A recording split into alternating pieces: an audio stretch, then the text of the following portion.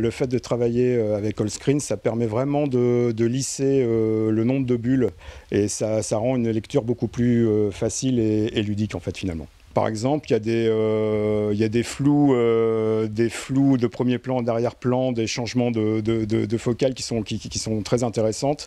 Il y a des petits effets, par exemple, sur les détonations, les coups de feu. On peut avoir les cases qui vibrent un petit peu. On peut avoir des petits mouvements. Mais sans que ça devienne du dessin animé, hein, parce que c'est pas du tout le but. Mais il y a une dynamique qui se crée en fait. Ça vient directement de l'esprit de Motus, hein, le scénariste. Hein. On a discuté ensemble sur Facebook, c'est une rencontre Facebook à la base, on se connaissait pas. Et on est vite parti sur une histoire à la Tarantino, un peu étrange, qui marie plusieurs influences. Au niveau graphique, moi j'ai pas mal de dessinateurs que j'aime beaucoup. Hein. Il y en a vraiment tellement que je ne vais pas en citer un plus que d'autres, mais c'est vrai que je suis un gros collectionneur, comme on peut voir, de bandes dessinées.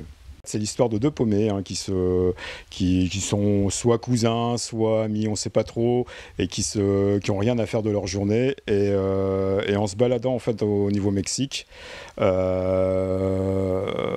ils commencent à discuter et l'un d'eux commence à raconter une histoire qui s'est passée 20 ans avant, où un tueur sévissait dans la région, en fait, apparemment un tueur qu'on appelait le Français.